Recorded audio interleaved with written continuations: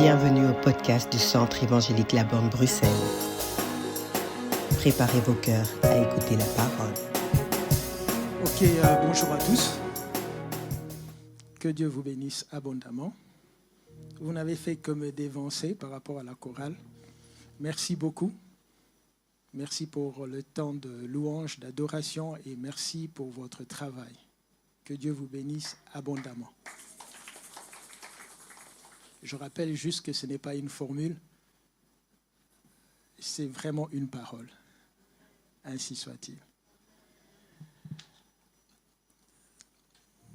Alors, ce matin, je suis venu avec mon épouse, bien sûr, mais aussi avec mes 3 enfants. Donc, Maïva Oksane, l'aîné, puis Ryan, et aussi le tout dernier qui est à l'école du dimanche, Nissim Numbi.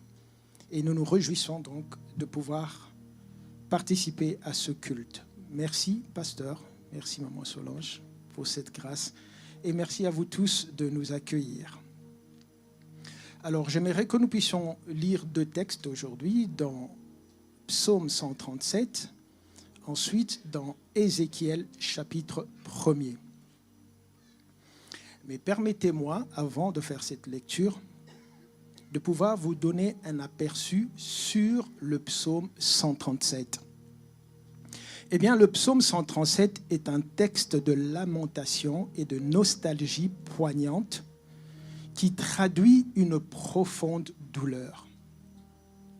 Il évoque avec force l'horreur vécue lorsque d'autres personnes bouleversent une vie ou bouleversent votre vie. Le poète rappelle les sévices et les humiliations subies par les Judéens aux mains de leurs oppresseurs, les Babyloniens. Avant de continuer avec la lecture, j'aimerais déjà dire 3 choses. Premièrement, il y a des personnes psaume 137. Je ne sais pas si vous comprenez ce que je veux dire par là. Des personnes dont leur vie est devenue complainte, lamentation et douleur à cause des actions, des inactions, des blessures des autres dans un passé proche ou lointain. Il peut s'agir d'un ex, il peut s'agir d'un patron, il peut s'agir d'un parent, il peut s'agir de quelqu'un de la famille. À ces personnes, s'il y en a un qui est dans ce cas, j'aimerais dire que le Seigneur t'envoie ce message de ce matin pour te sortir de cette situation et te donner un nouveau départ. La deuxième chose, pour les Judéens qui ont connu donc cette situation, eh bien, la destruction de Jérusalem a provoqué un traumatisme existentiel profond. En effet, leur foi se basait sur 3 piliers que sont d'abord la terre promise, là où Dieu les avait établis, mais cette fois-ci, ils se trouvent déportés. Le deuxième pilier, c'était un roi de la lignée de David. Mais il se fait qu'ici, le roi a été lié et il a aussi été déporté.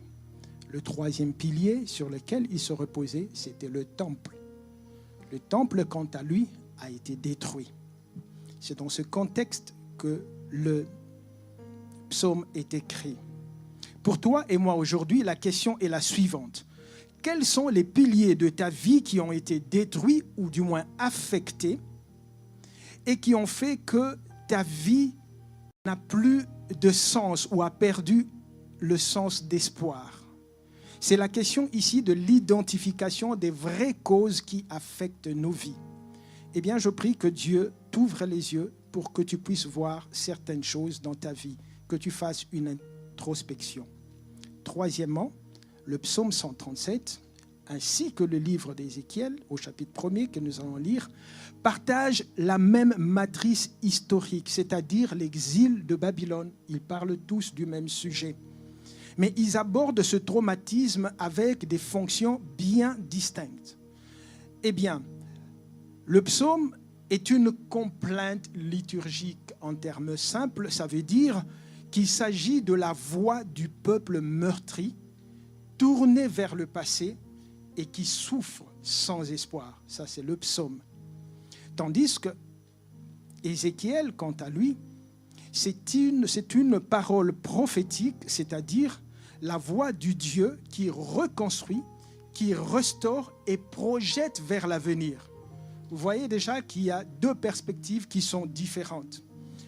Pour ma part, ce matin, Dieu m'a tout simplement mandaté, non pas pour que nous puissions rester dans des complaintes, mais pour vous apporter une parole prophétique qui est tournée vers l'avenir, qui est tournée vers l'espérance. Je me rappelle, lorsqu'on était à la jeunesse, on a commencé ce qu'on appelait l'école du disciple. Et là, il y a quelques cours, quelques enseignements qui étaient donnés. Et dans les syllabus que je faisais, à la fin, je mettais toujours une phrase qui disait « Nous enseignons le peuple de Dieu et le libérons dans la grâce afin qu'il accomplisse sa destinée prophétique. » C'est ça le but de la parole de Dieu.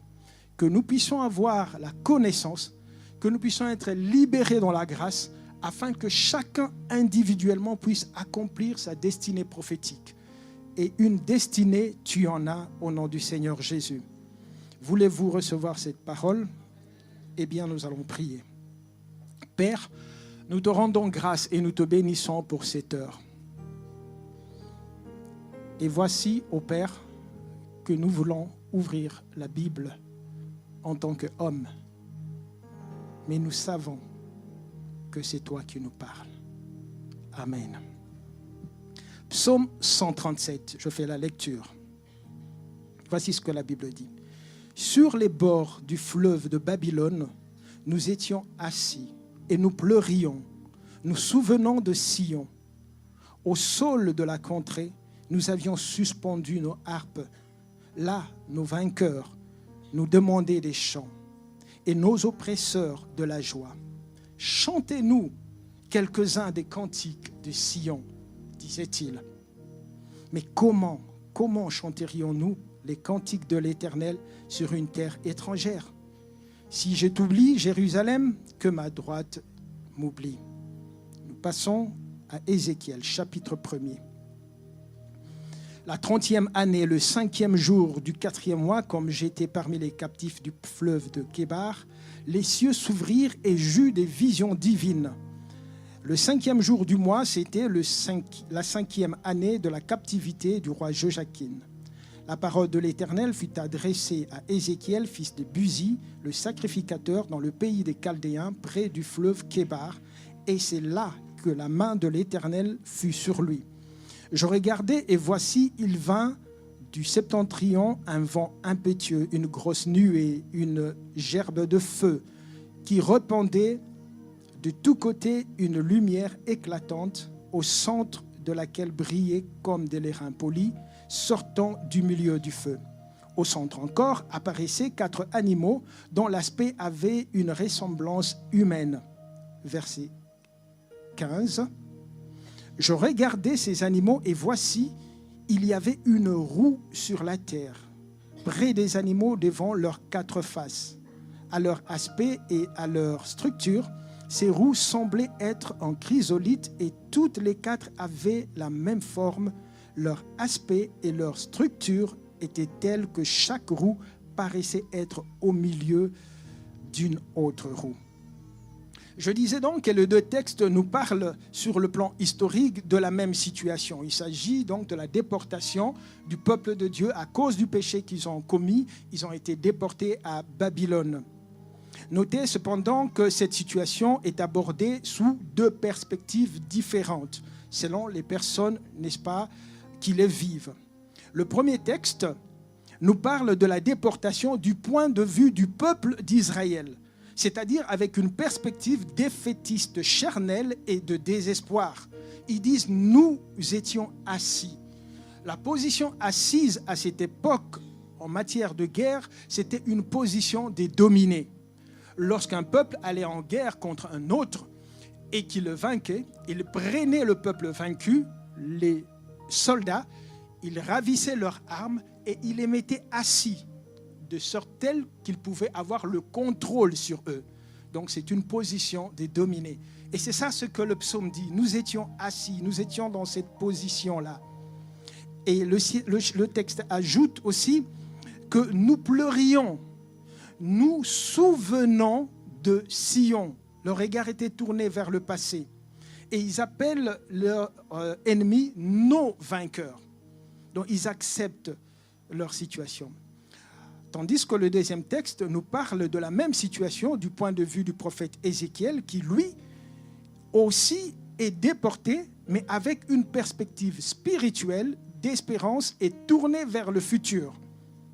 La question ici est celle de savoir tout simplement qu'est-ce qui fait que les deux catégories de personnes puissent avoir deux perspectives tout à fait différentes, voire opposées, alors qu'ils vivent les mêmes conditions difficiles. Qu'est-ce qui marque la différence entre les deux catégories? Eh bien, pour répondre à cette question, j'aimerais ce matin vous parler de la technologie d'Ézéchiel. Le thème de mon message sera donc la technologie d'Ézéchiel.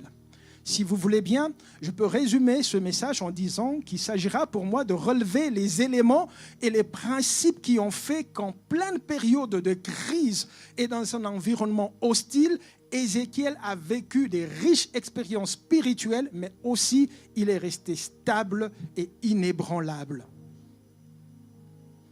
J'aimerais donc commencer par le premier principe. Et avant de dire un mot sur le premier principe, permettez-moi de vous donner un peu le contexte de cette déportation. Lorsqu'il y a eu la déportation, en réalité, il n'y avait pas une seule déportation. Il y a eu plusieurs déportations. Babylone est venue, ils ont vaincu le peuple et ils ont amené le premier groupe des gens. Le premier groupe des gens, c'était au niveau de la tête. Ils ont décapité la tête. Ils ont pris les nobles, les gens de la famille royale. C'est là que vous retrouvez des gens comme Daniel, Shadrach, Meshach et Abednego. Et ils les ont amenés de l'autre côté, en captivité. Et le peuple qui était resté a continué à se rebeller. Alors Babylone est venue encore, et cette fois-là, ils ont pris les prêtres, ils ont pris les leaders, les artisans, les personnes qui avaient une certaine valeur dans la société, et ils les ont encore amenés. Et dans ce groupe se trouve maintenant Ézéchiel. Voilà pourquoi lorsqu'il parle, il dit « nous étions assis ». C'est-à-dire lui aussi, il se trouvait dans cette situation.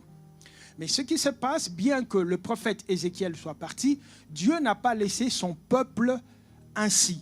Il a gardé au sein d'Israël un autre prophète qu'on appelle Jérémie.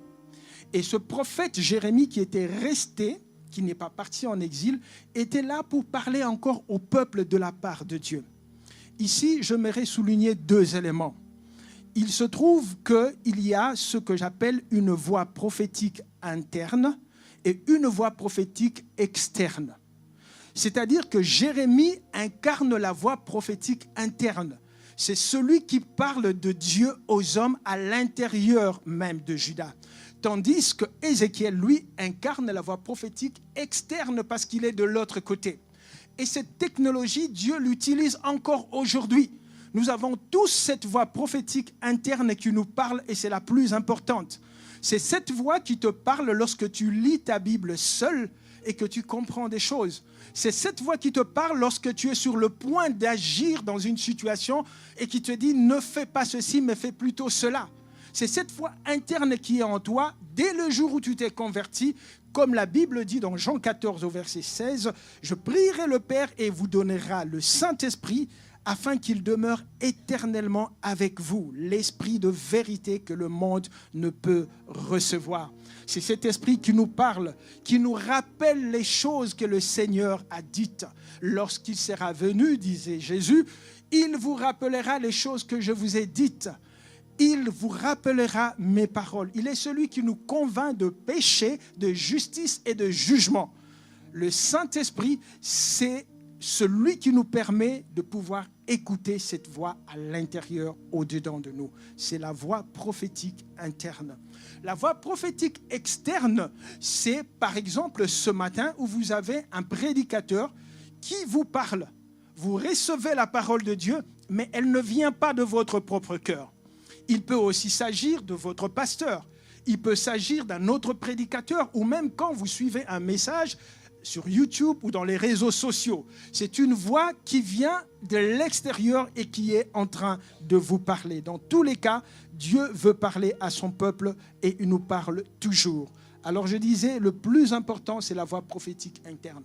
Parce que si nous n'avons pas développé cette voix interne, peu importe le nombre de prédicateurs que nous pouvons voir, peu importe l'excellence de leur message, leurs paroles ne vont pas trouver écho dans nos cœurs.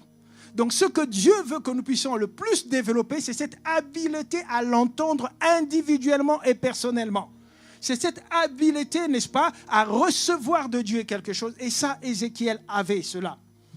Je vais aller plus loin et commencer directement avec le premier principe. La Bible nous parle dans Ézéchiel chapitre 1er de quelque chose d'intéressant. La 30e année, le 5e jour du 4e mois, comme j'étais parmi les captifs du fleuve du Kébar, les cieux s'ouvrirent et j'eus des visions divines. Vous voyez que les paroles du prophète Ézéchiel commencent avec une date. Dès que le livre commence, on commence par une date. La 30e année, le 5e jour du 4e mois. Et je ne sais pas si les dates sont faites seulement pour pouvoir marquer les époques et situer le texte dans le temps. Mais une chose est certaine, c'est que quelles que soient les circonstances difficiles que tu traverses ou tu peux traverser, la vérité, c'est qu'il y a une date précise pour toi que Dieu a réservée. C'est ça le premier principe. Chacun de nous a pour lui une date précise pour que quelque chose arrive. Il y a une date précise pour toi, c'est le premier principe. Une date précise pour qu'enfin tu aies cette réponse de l'administration que tu attends. Une date précise pour que tu puisses avoir une connexion ou un appel pour un nouveau travail. Une date précise pour que, enfin, tu puisses concevoir ce bébé que tu attends. Une date précise pour avoir un nouveau travail, et j'en passe, vous pouvez étendre la liste. Pour Marie, il y avait aussi une date, Luc chapitre 1er, verset 26. Au 6e mois, dit la Bible. Et voyez-vous, le 6e mois ici, ce n'est pas un rapport avec Marie, mais le 6e mois est un rapport avec Élisabeth. C'est-à-dire, Élisabeth était enceinte et était déjà arrivée au 6e mois. Et Élisabeth aussi avait une date précise parce qu'il est dit d'Élisabeth qu'elle était stérile. En tout cas, il y avait un problème, une difficulté à 3 niveaux. C'est que d'abord, elle était stérile, c'est qu'ensuite, elle était avancée en âge et enfin, son mari aussi était avancé en âge. Mais parce qu'il y avait une date pour elle, quelque chose s'est passé. Et voyez-vous, la date peut arriver pour une personne X, ne vous en faites pas parce que c'est sa date. Pour lui, c'est aujourd'hui, mais pour toi, ce sera peut-être comme Marie au 6e mois. Pour quelqu'un d'autre, ce sera au 7e mois. Peut-être quelqu'un d'autre sera au 9e mois. Peut-être à la 2e année. Peu importe, je dis, le premier principe, c'est qu'il y a une date précise pour toi, pour que quelque chose arrive. Ça, c'est ce qui s'est passé avec Marie. Lorsque nous lisons Genèse chapitre 8, verset 4, Dieu préserve l'humanité à travers l'arche. C'est l'histoire de l'arche de Noé. Voici ce que dit la Bible. Le 7e mois, le 17e jour du mois, l'arche s'arrêta sur les montagnes d'Ararat. Ici, la terre ferme qui était engloutie par les eaux est de nouveau accessible, marquant ainsi la grâce et la restauration de la création. Écoutez ceci, bien-aimés. Plus qu'un simple relief géographique, le mont Ararat symbolise le renouveau, la renaissance de l'humanité et l'alliance éternelle scellée par laquelle Dieu a dit « Je ne détruirai plus la terre avec l'arc-en-ciel ». Et donc, ce que je vais dire ici, oui, bien plus qu'un arc-en-ciel, nous avons le Christ. C'est celui qui est le messager de la nouvelle alliance. Claude et Julia Payan ont chanté et ils ont dit « Toi, le messager de la nouvelle alliance. C'est toi qui m'as sauvé et c'est toi qui fus ma dernière chance. » Nous avons plus que l'arc-en-ciel, nous avons Christ. À cause de l'alliance qu'il a faite avec nous, cela peut nous permettre à ce que certains cycles qui ont commencé dans notre vie puissent s'arrêter. Regardez ce que je veux dire par rapport à cela. Même si tous les hommes où le femme ne te donne plus de chance. En tout cas, je veux dire à un parent ici, ne désespère pas par rapport à ton enfant, parce qu'il y a une date pour lui.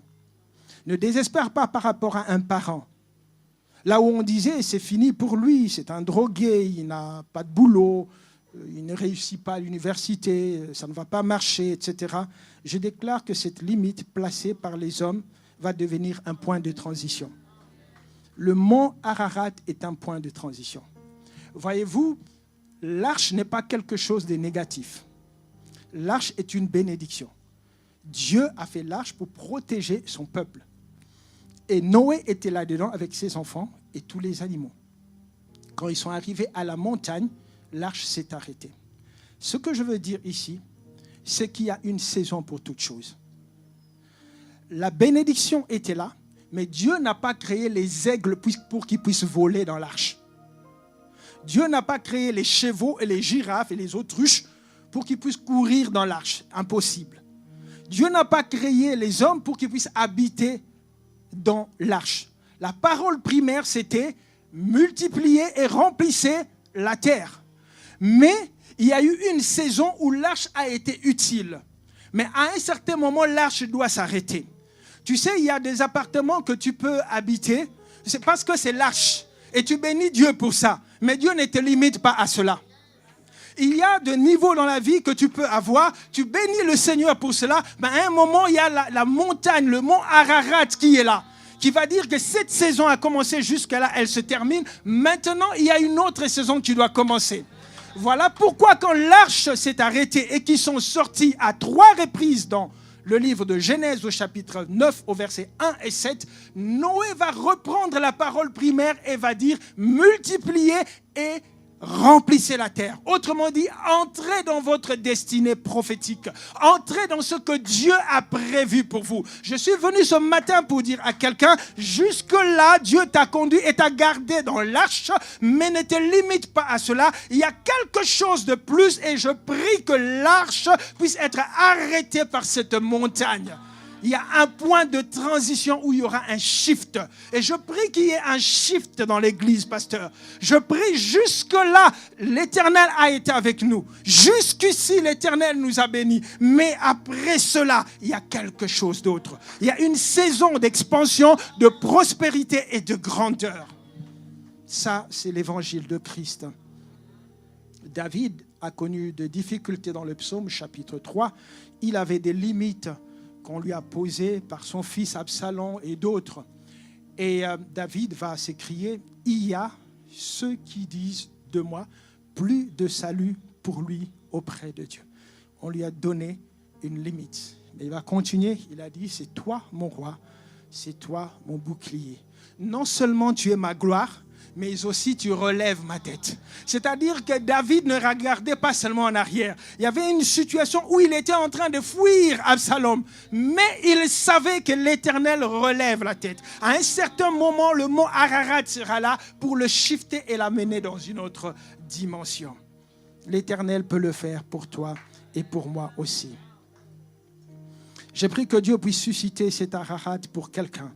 Un point de transition où certaines situations difficiles vont s'arrêter pour donner place à une situation nouvelle, un nouveau commencement. Je ne veux pas jouer au faux prophète, mais je veux déclarer avec certitude qu'il y a une date précise que Dieu a prévue dans la vie pour toi. Une date précise où une situation doit s'arrêter. Une stérilité, un chômage, un célibat, un combat, et j'en passe.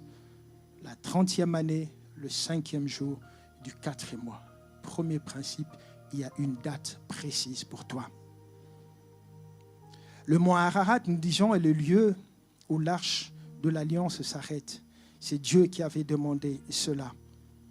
Mais plus tard, il y a eu une prochaine étape. Je veux passer au 2e principe. La Bible dit, toujours au verset 1er, « J'étais parmi les captifs du fleuve de Kébar. » Ézéchiel avait un statut de captif. Il dit, j'étais parmi les captifs.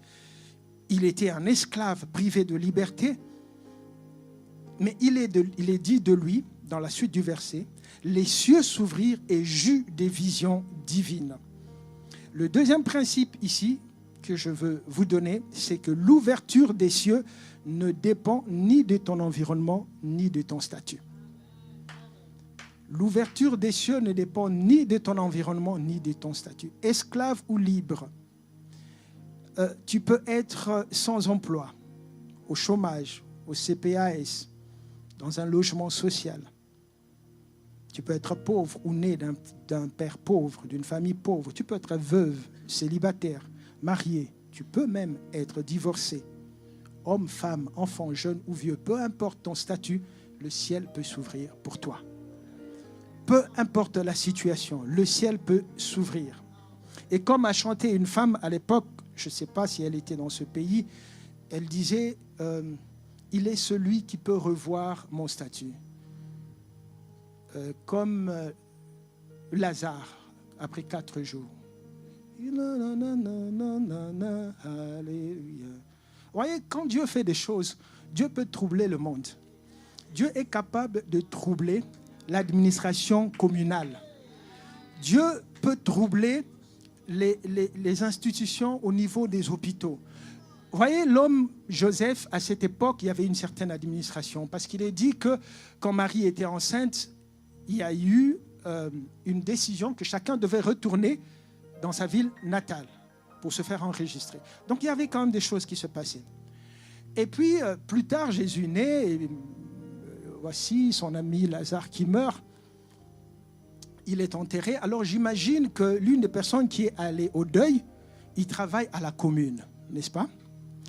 Et il arrive, il parle au responsable de la commune, le bourgmestre ou le maire. Il lui dit, mais j'ai un problème. Tu connais Lazare? Il dit, oh, mais je connais Lazare. Oui, j'ai d'ailleurs été au deuil là-bas. Non, mais c'est dur, hein? Non, mais je connais très bien. D'ailleurs, si tu ne sais pas, j'avais demandé la main à sa sœur, mais il est là en train de servir la nourriture à un certain maître. Enfin, voilà, c'est juste pour te dire que je connais, n'est-ce pas? Et d'ailleurs, nous avons passé la nuit là. C'est vraiment douloureux. Et puis, l'agent communal qui lui dit, Lazare est ressuscité. Nous avons fait l'acte de décès ou l'attestation de décès. Mais le problème, c'est que je suis en train de chercher l'acte ou l'attestation des résurrections. Est-ce que vous en avez ici? Parce que Lazare est mort. Maintenant, il est ressuscité. Mais l'acte et l'attestation restent.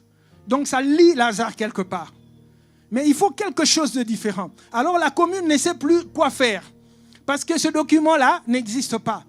Même ceux qui travaillent dans les pompes funèbres, souvent il est dit, Lazare né le 26 janvier 23 avant Jésus, décédé le 16 novembre 32 après Jésus-Christ. Mais quand Lazare est mort pour la deuxième fois, parce que Lazare était mort, qu'est-ce que cet homme-là devait écrire?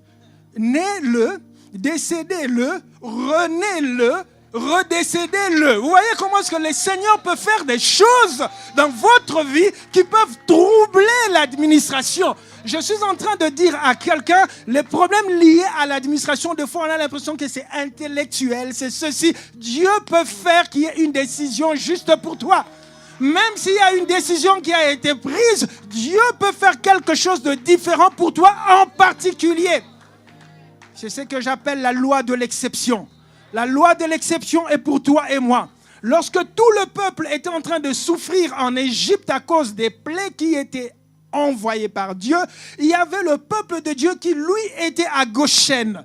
Goshen, c'est le lieu d'exception. C'est le lieu où on bénéficie de la loi d'exception. C'est le lieu où il y avait l'abondance. C'est le lieu où, pendant que les autres étaient en train de souffrir de certaines choses, vous êtes exemptés de ces choses négatives. Pendant que les gens n'ont pas certaines choses, vous recevez ces choses. Savez-vous que Ézéchiel, lorsqu'il était en captivité, qui se trouvait en cet endroit, les autres étaient en train de pleurer, ils étaient tristes. Mais à cause de la loi de l'exception, la Bible dit que j'eus des visions divines. Là où les gens sont en train de voir Sion, ils sont en train de voir le temple détruit, ils sont en train de voir la muraille détruite. Lui, Ézéchiel, est en train de voir la gloire de Dieu. Il est en train de voir la manifestation du Dieu vivant. La loi de l'exception puisse-t-elle s'accomplir dans votre vie? De toutes les façons, vous êtes bénéficiaires de cette loi à cause du messager de la nouvelle alliance, Jésus-Christ. Le Seigneur est bon. Il est très bon. Troisième principe. La parole de l'Éternel, je suis au verset 3, fut adressée à Ézéchiel. Ici, le prophétique est rendu effectif, je voulais dire. Ézéchiel se trouve là parce que Dieu, il choisissait ses prophètes et la façon dont il s'est révélé à eux, c'était soit par une vision, soit par une parole. Mais un prophète, c'est celui qui parle aux hommes de la part de Dieu. Et quand on dit la parole de l'Éternel fut adressée à Ézéchiel, c'est-à-dire la dimension prophétique d'Ézéchiel devient effective en ce moment-là, en ce temps-là. Alors, si je vous pose la question de savoir qui était Ézéchiel, quelle était sa fonction, je suis sûr que la plupart d'entre nous, nous allons dire c'était un prophète, n'est-ce pas? Et d'ailleurs, il y a les livres du prophète Ézéchiel. On l'appelle même prophète majeur. Pas parce qu'il est plus grand que les autres prophètes. Il y en a 4, Isaïe, Ézéchiel, Jérémie et Daniel. Mais tout simplement à cause de la taille de leurs livres, 50 chapitres, 52. Donc il n'y a rien de grandeur personnelle là-dedans. C'est dommage quand même qu'aujourd'hui on puisse avoir des gens qui se déclarent prophètes majeurs. La Bible nous apprend à être mineurs, tout simplement. Laissez les gens vous majorer. Jean a vécu sa vie, tout simplement. Il ne se disait pas prophète majeur. Mais après, quelqu'un a dit de tous ceux qui sont nés des femmes. Donc, il n'y a pas une course là-dedans. Servons Dieu, tout simplement. Et laissons Dieu faire son travail. Alors cet homme, vous le savez, c'est un prophète. Mais regardez la suite du verset. La parole de l'Éternel fut adressée à Ézéchiel, fils de Buzi, qui, lisez avec moi, fils de Buzi, le sacrificateur. Or, en Israël, la sacrificature était strictement transmissible de père en fils. Il s'agissait d'une charge héréditaire exclusive au sein d'une seule lignée. Comme Buzi, son père était sacrificateur, lui aussi était sacrificateur. Alors ce qui se passe ici, c'est que bien que Ézéchiel était sacrificateur, mais il va être introduit dans une autre dimension qui est le prophétique. Et ce qui va introduire Ézéchiel dans cette dimension, c'est quoi? C'est une situation difficile. C'est une situation de crise. C'est une situation de guerre. Je suis venu dire à quelqu'un que les situations difficiles dans la vie sont envoyées 2 fois par Dieu et permis par Dieu pour activer en nous une dimension que nous ne connaissions pas. Tout le monde voyait le fils du sacrificateur et savait qu'il était sacrificateur. Mais en lui gisait une dimension prophétique qui ne se révéla que le jour où il y a eu des difficultés. N'ayez pas peur des difficultés. Ne pleure tout le temps pas face aux difficultés. Voilà pourquoi la Bible dit « Rendez grâce à Dieu en toutes choses ». C'est dur, mais je rends grâce à Dieu. Parce que dans cette difficulté, c'est le 3e principe, une dimension qui est enfuie en toi peut être activée. Je sais que pour cela, on peut dire Amen avec joie. Mais des fois, le Seigneur te donne un conjoint, te donne une épouse pour activer en toi la maîtrise de soi. Juste pour activer en toi la patience. Comme disait un frère, je l'avais déjà giflé en esprit, mais la main n'est pas partie. Heureusement que la main n'était pas partie. Voyez-vous, le Seigneur peut vous mettre en face d'un partenaire parce qu'il veut travailler en vous quelque chose. Il peut vous mettre avec un patron, vous dites, mais qu'est-ce qui se passe avec ce patron? Un collègue de service, ou à l'école, ou même pasteur à l'église. J'ai dit à l'église. Mais il veut travailler en vous quelque chose. En tout cas, Moïse, Dieu l'a placé quelque part, au milieu d'un peuple rebelle, mais à la fin, on a dit qu'il n'y avait pas un homme qui était plus patient que Moïse. les situations difficiles sont là aussi pour activer en nous certaines choses que Dieu aimerait voir. Le sacrificateur est devenu prophète. Je prie que quelqu'un soit activé dans la grâce prophétique, que tu puisses commencer à voir des choses et à entendre de Dieu. C'est important dans ta vie. Je me rappelle qu'il y a des situations dans la vie que j'ai traversées où je n'ai trouvé de réponse que parce que Dieu m'avait parlé individuellement. Bien-aimé, c'est important d'aspirer au don de l'esprit. C'est important d'aspirer au don de la prophétie. Cela n'est pas donné que pour les autres, cela est donné pour tout le monde. Ce n'est pas pour les prophètes majeurs. Ce n'est pas pour les prophètes seniors. Ce n'est pas pour les prophètes. La Bible dit, mes brebis entendent ma voix. Es-tu brebis du Seigneur? Tu as cette capacité en toi. La dimension prophétique gît en toi. Le Saint-Esprit peut te parler. Il peut te parler par rapport à un choix. Il peut te parler par rapport à une situation. Que Dieu active cette situation, cette dimension en quelqu'un. Quand est-ce que cette dimension a été activée? Nous l'avons dit. C'est lorsqu'il s'est retrouvé au milieu des Chaldéens, des ennemis, près du fleuve de Kébar. Et la Bible ajoute même, c'est là que la main de l'Éternel fut sur lui. Vous savez, des fois, l'environnement hostile peut nous permettre de libérer certaines choses dont nous n'étions pas conscients. C'est au milieu de ces ennemis. Il y a certains combats dans la vie qui arrivent. Toi, tu te demandes pourquoi on est en train de me combattre. Mais change ta manière de voir. Parce que Dieu veut sortir en toi le héros qui se cache. Il veut sortir en toi le vainqueur. Il veut sortir en toi celui qui peut aller dans un combat et être victorieux. Il peut le faire. Je voudrais bien ajouter autre chose. Le Seigneur Jésus-Christ a conduit Ézéchiel dans cette situation. Nous avons parlé avec vous de la loi de l'exception. Nous avons parlé avec vous des choses qui peuvent être activées en nous. Mais la différence entre Ézéchiel et les Judéens est la suivante. Tous y vivent la même situation. Mais les Judéens, leur problème, c'est que leur relation avec Dieu dépendait du territoire ou d'un environnement. Ils ne sont plus à Juda. Cela dépendait d'un leader ou d'un roi qui est descendant de David, ou même un temple qui est détruit. Mais la technologie d'Ézéchiel était celle d'être connecté à un Dieu omniprésent, quel que soit le lieu où il se trouve. Donc ce n'est pas question, nous étions à Sion. Non, ce n'est pas question de ça. C'est est-ce que je suis avec le Dieu omniprésent? Parce que Dieu est omniprésent. Et la Bible dit que parmi les visions qu'il a vues, il y avait certainement, nous n'entrons pas dans les détails, mais il y avait notamment la gloire de Dieu. Et puis il y avait les roues. Les roues qui est en train de parler de la mobilité, n'est-ce pas?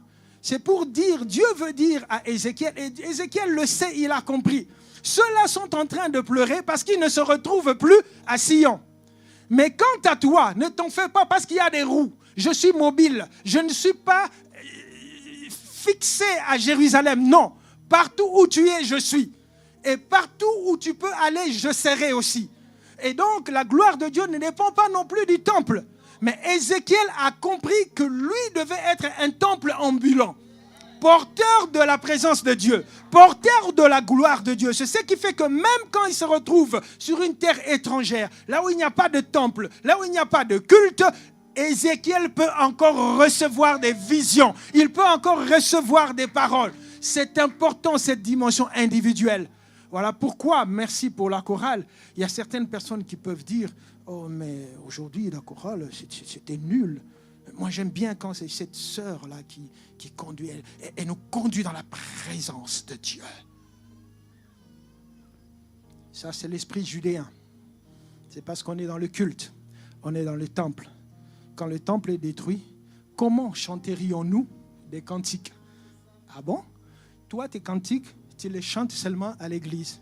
Pour entrer dans la présence de Dieu, il faut que ce soit cette sœur-là qui conduise. D'ailleurs, on doit un peu te regarder bien par rapport à cette sœur, mais je ferme la parenthèse. Oh, mais ce pasteur, mais je ne sais pas pourquoi le pasteur a invité un frère qui est venu de la Suisse. Ah là là. juste comme les Suisses. On n'a même pas senti la révélation. Judéen. Ézéchiel n'avait pas besoin d'être dans le temple pour être enseigné. La Bible dit, vous serez enseignés de Dieu. Le Saint-Esprit est en vous. Est-ce que quand tu es dans ta chambre, tu ouvres la Bible, est-ce que toi-même tu reçois des révélations? Est-ce que toi-même tu reçois quelque chose, tu sens que, Seigneur, ça c'est quelque chose? Ou tu attends le prédicateur, la voix prophétique externe qui vient te parler. Il y a plus que cela. La technologie d'Ézéchiel veut que tu deviennes toi-même vecteur de la présence de Dieu. Voyez-vous, Ézéchiel a capté quelque chose que ses contemporains n'avaient pas capté. Lorsque Étienne était persécuté, et Jésus d'ailleurs lorsqu'il a été tué, l'une des raisons, c'est parce qu'il se disait être le temple de Dieu. Parce qu'il se disait être le Fils de Dieu. Il a dit, détruisez ce temple et je le construirai en... Donc, il se considérait être le temple. Or, pour eux, les Israélites, ils savaient que le temple, c'est là où la gloire descendait. C'est là où il y avait la présence de Dieu. Donc, Jésus, tu veux nous dire que Dieu habite en toi, blasphème. Et lorsque Étienne est venu, il a commencé à parler de l'histoire du peuple d'Israël aux gens qui étaient autour de lui. Et il va finir par leur dire que Salomon a construit le temple. Mais le Dieu des cieux n'habite pas une maison faite de main d'homme. C'est ça votre problème. Vous êtes trop cloués au temple. Il voudrait tout simplement leur dire que Dieu n'est pas dans le temple, mais il est dans le temple homme. Ézéchiel voudrait leur dire, devenez des temples ambulants. Devenez des temples ambulants. Paul a dit, ne savez-vous pas que vous êtes le temple du Saint-Esprit et que Dieu habite en vous, où que vous soyez, libérez cette grâce. Ne vous laissez pas affecter par les autres, par la compagnie. Ne soyez pas comme tout le monde, jeune homme, à l'école, à l'université, partout où vous êtes. Ne faites pas comme les autres. Comme les autres, le peuple d'Israël, ils étaient tous dans le péché. Mais là, il y avait un homme, Ézéchiel, qui était dans la loi de l'exception. Lorsque je me suis converti, il y avait une jeune fille qui m'a apporté la parole de Dieu. Elle prêchait la parole de Dieu à tout le monde. Elle devait avoir 14 ou 15 ans. Et on était tous jeunes. Et elle m'a pris avec elle, on allait prêcher la parole de Dieu. Et lorsqu'on arrivait au coin de l'avenue, on trouvait quelques jeunes là, 17, plus âgés que nous, 18 ans, en train de fumer et tout. Et quand ils nous voyaient, ils disaient, et ils commençaient à se disperser. Parce que cette jeune fille-là, elle prêche. Et elle disait, frère, ne fouillez pas, ne fouillez pas. Et moi, je me suis approché. Et il y en a un qui a pris sa cigarette, qui a mis dans la poche. Est-ce que vous pouvez voir comment la présence de Dieu peut faire des choses? Une petite fille de 15 ans avec des gaillards de 17, de 18 ans qui se disent, nous sommes des grands caïds. Mais lorsqu'elle vient à cause de la présence qu'elle avait de Dieu, ils commencent à se disperser, ils commencent même à cacher des choses. Vous pouvez influencer les autres. Les autres ne sont pas appelés à vous influencer. Vous avez quelque chose. Je vais terminer ce message en disant ceci. Ézéchiel a vu les roues. Et les roues nous parlent de la continuité des desseins de Dieu. Les roues sont faites pour conduire une structure d'un point vers un autre. Les trains, parce que se plaçant sur les roues, peuvent se déplacer. La voiture, la même chose. C'est pour dire que ce que vous vivez comme situation est arrivé. C'est difficile, mais les buts de Dieu pour ta vie ne sont pas encore atteints. Ce n'est pas encore fini. Ce n'est pas encore la fin. Il y a la continuité des desseins de Dieu. La roue continue à tourner. Il est un moment difficile que tu passes, mais la roue continue à tourner. Il y a quelque chose que Dieu a réservé pour toi, quelque chose que Dieu a gardé pour toi. Reste dans la présence de Dieu. Voilà le message que je voulais vous apporter aujourd'hui. Que le Seigneur bénisse sa parole dans nos cœurs. Que le Seigneur active en nous cette dimension d'Ézéchiel pour que nous ne soyons pas des perdants, mais que même dans les difficultés, nous puissions savoir que Soukananga eza soukate. Je ne sais pas si vous avez entendu cet homme, cette personne chanter. Soukananga eza soukate, yondo bonga ponanga lisungi nanga. La fin n'est pas la fin. Ma fin n'est pas la fin. La fin n'est qu'une preuve que quelque chose de nouveau va commencer.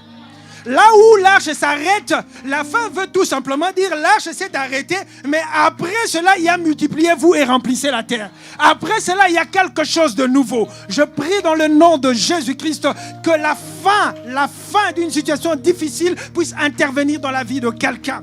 Je prie dans le nom de Jésus-Christ, quelqu'un qui a été retenu dans une certaine lignée, comme le sacrificateur, il était dans la lignée des sacrificateurs. Il y a des choses qui te retenaient, mais qu'avec la grâce de Dieu, tu puisses accéder à une autre dimension, que tu puisses activer en toi quelque chose de nouveau que Dieu t'a donné. La fin n'est pas une fin en soi.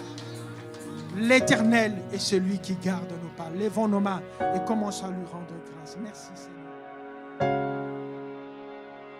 Merci d'avoir pris ce temps.